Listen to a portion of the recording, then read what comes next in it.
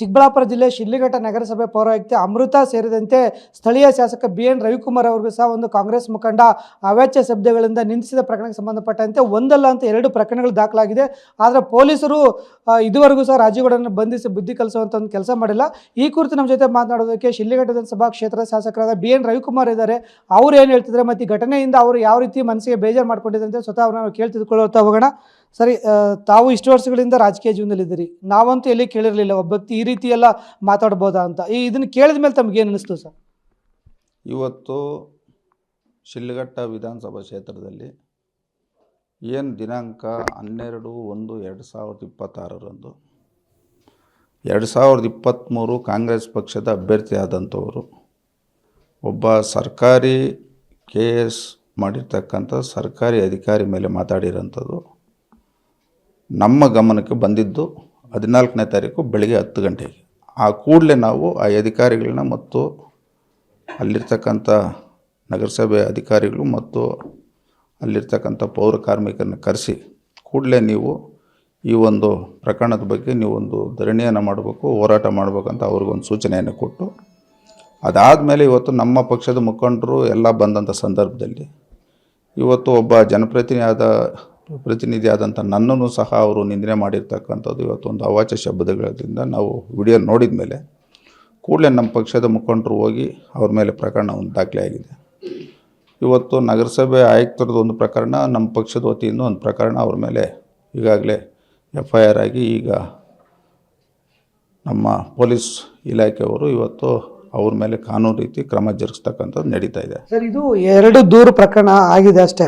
ಆದರೆ ಇದಕ್ಕೂ ಹೊರತುಪಡಿಸಿ ತಹಸೀಲ್ದಾರ್ಗೆ ಇದೇ ಥರ ಬೆದರಿಕೆ ಹಾಕಿದ್ದಾರೆ, ಮತ್ತು ಕೆಲವು PDOಗಳಿಗೆ ಇದೇ ಥರ ಬೆದರಿಕೆ ಹಾಕಿದ್ದಾರೆ, ಕೆಲವು VAಗಳಿಗೆ ಬೆದರಿಕೆ ಹಾಕಿದ್ದಾರೆ ಅಂತ ಒಂದೊಂದು ಪ್ರಕರಣಗಳು ಬಯಲಿ ಬರ್ತಾ ಇದೆ.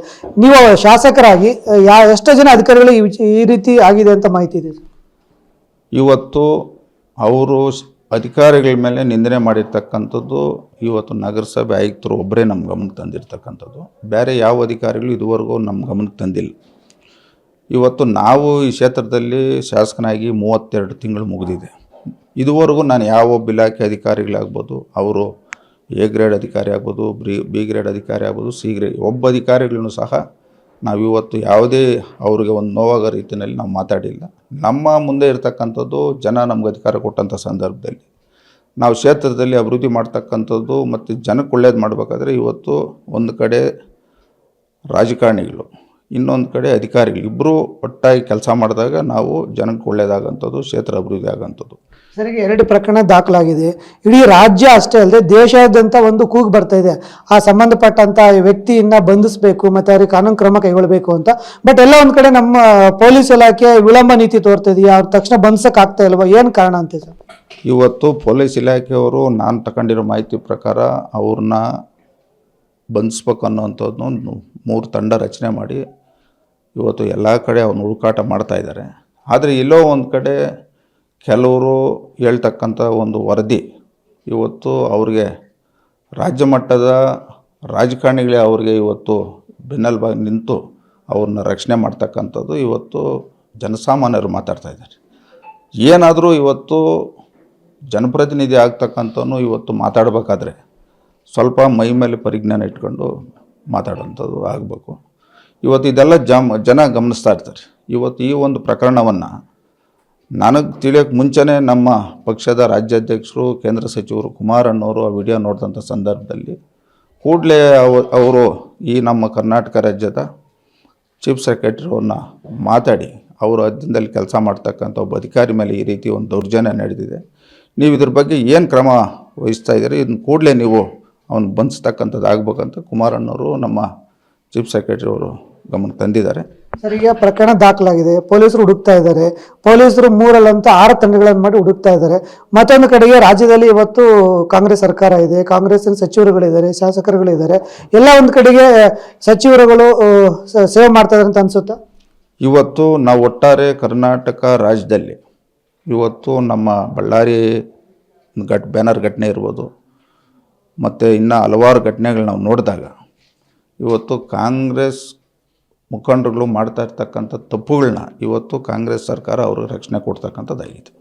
ಇವತ್ತು ಅಧಿಕಾರಿಗಳು ಇವತ್ತು ಅವರ ಒಂದು ಪ್ರಾಮಾಣಿಕತೆಯಿಂದ ಇವತ್ತು ಕೆಲಸ ಮಾಡೋಕ್ಕೆ ಬಿಟ್ಟಾಗ ಅವರು ಈಗ ಪ್ರಕರಣ ದಾಖಲೆ ಆಗಿ 14ನೇ ತಾರೀಕು ಆಗಿರೋದು, ಇವತ್ತು 19, 18, 4 ಗಂಟೆ ಒಳಗಡೆ ಬೇಕಾದ್ರೆ ಬಂಧಿಸ್ತಕ್ಕಂಥ ಒಂದು ಶಕ್ತಿ ಇರ್ತಕ್ಕಂಥದ್ದು ನಮ್ಮ ಪೊಲೀಸ್ ಇಲಾಖೆಗೆ ಇದೆ. ಅಷ್ಟು ಗುಪ್ತಚರ ಇಲಾಖೆ ಇದೆ ಅವ್ರಿಗೆ, ಅಷ್ಟು ನಿಷ್ಠೆಯಾಗಿ ಕೆಲಸ ಮಾಡತಕ್ಕಂಥ ಅಧಿಕಾರಿಗಳಿದ್ದಾರೆ.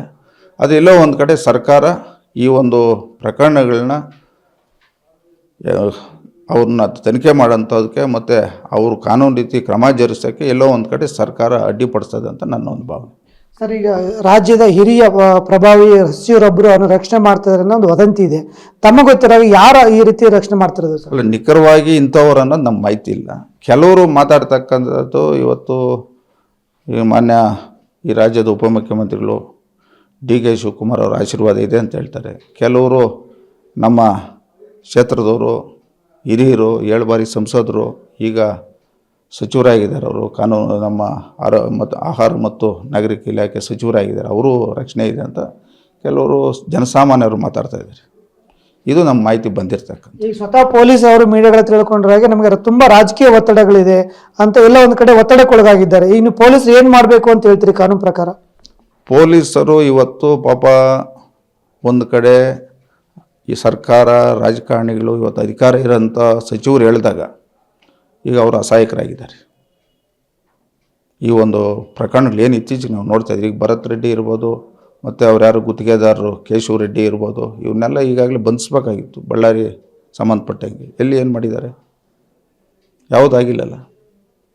ಒಟ್ಟಾರೆ ಇವತ್ತು ಇಡೀ ರಾಜ್ಯದಲ್ಲಿ ಇವತ್ತು ಕಾಂಗ್ರೆಸ್ ಸರ್ಕಾರ ಅಧಿಕಾರಕ್ಕೆ ಬಂದ ಮೇಲೆ ನಿರಂತರವಾಗಿ ಇವತ್ತು ಅಮಾಯಕರ ಮೇಲೆ, ಅಮಾಯಕರ ಅಧಿಕಾರಿಗಳ ಮೇಲೆ, ಇವತ್ತು ವಾಲ್ಮೀಕಿ ಹಗರಣ, ಇವತ್ತು ಒಬ್ಬರು ಸೂಸೈಡ್ ಮಾಡ್ಕೊಂಡ್ರು, ಆ ಪ್ರಕರಣದ ಏನು ಮಾಡಿದರು? ಎಷ್ಟೈತೆ ಇವತ್ತು ಇದು ಸರ್ಕಾರ ಅಧಿಕಾರಕ್ಕೆ ಬಂದ ಮೇಲೆ ನಡೀತಾ ಇರ್ತಕ್ಕಂಥ ಹಗರಣಗಳು. ಅಂದರೆ ಈಗ ತಾವು ಹೇಳೋದು ತಕ್ಷಣ ರಾಜೀವ್ಗೌಡನ ಬಂಧಿಸಿ ಕಾನೂನು ಕ್ರಮ ಕೈಗೊಳ್ಳಬೇಕು ಅಂತ ಹೇಳ್ತೀರಿ? ಅಲ್ಲ, ಕಾನೂನು ರೀತಿಯಾಗಿ ಇವತ್ತು ನಾವು ಜನಸಾಮಾನ್ಯರಾಗಿರ್ತಕ್ಕಂಥವ್ರು ಕಾನೂನು ಇವತ್ತು ಡಾಕ್ಟರ್ ಬಾಬಾ ಸಾಹೇಬ್ ಅಂಬೇಡ್ಕರ್ ಅವ್ರು ಬರೆದಿರ್ತಕ್ಕಂಥ ಸಂವಿಧಾನ ಅಡಿಯಲ್ಲಿ ನಾವು ಕೆಲಸ ಮಾಡಬೇಕು. ಇವತ್ತು ಸಮಾನತೆ ಅನ್ನೋದು ಇವತ್ತು ಅವ್ನು ರಾಜಕಾರಣಿ ಆಗಲಿ, ಮಂತ್ರಿ ಆಗಲಿ, ಇನ್ನೊಬ್ಬರಾಗಲಿ, ಮತ್ತೊಬ್ಬರಾಗಲಿ, ಎಲ್ಲರನ್ನೂ ಒಂದೇ ರೀತಿಯಲ್ಲಿ ಇವತ್ತು ಸಂವಿಧಾನ ಅಡಿಯಲ್ಲಿ ನಾವು ಗೌರವ ರೀತಿಯಿಂದ ಮಾತಾಡಿದಾಗ ಜನ ಅದಕ್ಕೆಲ್ಲ ಒಂದು ಮಾನ್ಯತೆ ಕೊಡ್ತಾರೆ ಅಂತ ನಾನು ಹೇಳಕ್ಕೆ ಬಯಸ್ತೀನಿ. ಶಾಸಕರ ಹುದ್ದೆಗಿಂತ KPCC ಕೋಆರ್ಡಿನೇಟರ್ ಹುದ್ದೆನೇ ದೊಡ್ಡದು, ಹಾಗಾಗಿ ಅಧಿಕಾರಿಗಳು ನನ್ನ ಮಾತೇ ಕೇಳಬೇಕು ಅಂತೇಳಿ ಈ ರೀತಿ ದಬ್ಬಾಳಿಕೆ ಮಾಡ್ತಾ ಇದ್ದಾರೆ ಅನ್ನೋದು ಶಿಡ್ಲಘಟ್ಟ ಕ್ಷೇತ್ರ ಜನಜನಿತವಾಗಿದೆ. ಇದ್ರ ಬಗ್ಗೆ ಏನು ಹೇಳ್ತೀವಿ? ಇದು 100% ಸತ್ಯ. ಇವತ್ತು ಅವ್ರು ಯಾವ ರೀತಿ ವರ್ತನೆ ಮಾಡ್ತಾ ಇದ್ರು ಅಂದರೆ, ನಾನೇ ಇದೇ ರಾಜ್ಯದ ಉಪಮುಖ್ಯಮಂತ್ರಿ ಅಂತ ವರ್ತನೆ ಮಾಡ್ತಾಯಿದ್ರು. ಅಂದರೆ ಶಾಸಕರು ಒಬ್ಬ ಗ್ರಾಮ ಪಂಚಾಯತಿ ಮೆಂಬರ್ ಅಲ್ಲದೆ ಇದ್ರು, ನಗರಸಭಾ ಸದಸ್ಯ ಅಲ್ಲದೆ ಇದ್ರು, ಶಾಸಕರ ಇರ್ತಕ್ಕಂಥ ಅಧಿಕಾರವನ್ನು ಅಧಿಕಾರಿಗಳ ಮೇಲೆ ಚಲಾವಣೆ ಮಾಡಕ್ಕೆ ಯತ್ನಿಸ್ತಾ ಇದ್ರು. ಈಗ ನೀವೇ ಗಮನಿಸಿರ್ತೀರಿ, ಇವತ್ತು ಸರ್ಕಾರಿ ಕಾರ್ಯಕ್ರಮದಲ್ಲಿ ಜನಪ್ರತಿನಿಧಿಗಳು ಶಿಷ್ಟಾಚಾರ ಪ್ರಕಾರ ವೇದಿಕೆ ಮೇಲೆ ಇರಬೇಕು. ಮೊನ್ನೆ ಶಿಲ್ಗಢದಲ್ಲಿ ನಡೆದಂಥ ಸಂದರ್ಭದಲ್ಲಿ ಏನಾಯಿತು? ಯಾರ್ಯಾರು ಬಂದಿದ್ರು ವೇದಿಕೆ ಮೇಲೆ? ನೀವು ಗಮನಿಸಿರ್ತೀರಿ. ಅದು ಪಕ್ಷದ ಕಾರ್ಯಕ್ರಮ ಅಲ್ಲ, ಸರ್ಕಾರಿ ಕಾರ್ಯಕ್ರಮ, ಜನಸಾಮಾನ್ಯರ ಕಾರ್ಯಕ್ರಮ, ಜನಸಾಮಾನ್ಯರ ತೆರಿಗೆ ಹಣದಿಂದ ನಡೆಸ್ತಾ ಇರೋ ಕಾರ್ಯಕ್ರಮ. ಆ ಕಾರ್ಯಕ್ರಮದಲ್ಲಿ ಯಾರ್ಯಾರು ಇದ್ದರು ವೇದಿಕೆ ಮೇಲೆ? ಶಿಷ್ಟಾಚಾರ ಅಲ್ಲೇ ಉಲ್ಲಂಘನೆ ಆಗಿತ್ತು ಮಾನ್ಯ ಮುಖ್ಯಮಂತ್ರಿಗಳು ಬಂದಾಗೆ. ಇದನ್ನೆಲ್ಲ ಜನ ಗಮನಿಸ್ತಾ ಇದ್ದಾರೆ. ಅಂದರೆ ಅವ್ರು ಹೇಳ್ತಾ ಇರೋದು ಶಾಸಕರ ಬದಲು ನನ್ನ ಮಾತೇ ನಡಿಬೇಕು, ನಾನು ಹೇಳ್ದಂಗೆ ಆಗಬೇಕು ಅನ್ನೋ ರೀತಿಯಲ್ಲಿ ಅಧಿಕಾರಿಗಳ ಮೇಲೆ ದಬ್ಬಾಳಿಕೆ ಮಾಡ್ತಾ ಇದ್ರು, ಒತ್ತಡ ಇರ್ತಿದ್ರು ಅಂತ. ನಿಜನದು? ಸತ್ಯ. ಈಗ ಅವರು, ಈಗ ನಾವು 34 ಇಲಾಖೆ ಅಧಿಕಾರಿಗಳಿಗೂ ನಾನು ಕಾನೂನು ವಿರುದ್ಧವಾಗಿ ಒಂದು ಕೆಲಸ ಮಾಡಿರಿ ಅಂತ ಇದುವರೆಗೂ ನಾನು ಸೂಚನೆ ಕೊಟ್ಟಿಲ್ಲ. ಕಾನೂನು ರೀತಿಯಲ್ಲಿ ನೀವು ಕೆಲಸ ಮಾಡ್ತಕ್ಕಂಥದ್ದಾಗಬೇಕು, ಜನಕ್ಕೆ ಒಳ್ಳೇದಾಗಬೇಕಂತ ನಾವು ಪ್ರತಿನಿತ್ಯ ಅವ್ರಿಗೆ ಸೂಚನೆಯನ್ನು ಕೊಡ್ತಾ ಇದ್ದೀರಿ. ಥ್ಯಾಂಕ್ ಯು ಸರ್, ಧನ್ಯವಾದಗಳು. ಒಟ್ಟಿನಲ್ಲಿ ಏನು ಇದೆ, ಶಿಡ್ಲಘಟ್ಟ ವಿಧಾನಸಭಾ ಕ್ಷೇತ್ರದಲ್ಲಿ JDS ಶಾಸಕರಿದ್ದಾರೆ. ಆ ಶಾಸಕರ ಅಧಿಕಾರವನ್ನು ಅನಧಿಕೃತವಾಗಿ, ಅಕ್ರಮವಾಗಿ ರಾಜೀವ್ಗೌಡ ಬಳಸೋದಕ್ಕೆ ಯತ್ನಿಸ್ತಿದ್ದ, ಇದರಿಂದ ಅಧಿಕಾರಿಗಳ ಮೇಲೆ ದಬ್ಬಾಳಿಕೆ ದೌರ್ಜನ್ಯ ಮಾಡೋದಕ್ಕೆ ಮುಂದಾಗ್ತಿದ್ದ ಅನ್ನೋದು ಶಾಸಕರಂತ ರವಿಕುಮಾರ್ ಅವರ ಒಂದು ಅಭಿಪ್ರಾಯ. ಕ್ಯಾಮರಾಮನ್ ಸುಧಾಕರ್ ಜೊತೆ ಭೀಮಪ್ಪ ಪಾಟೀಲ್, TV9 ಶಿಡ್ಲಘಟ್ಟ.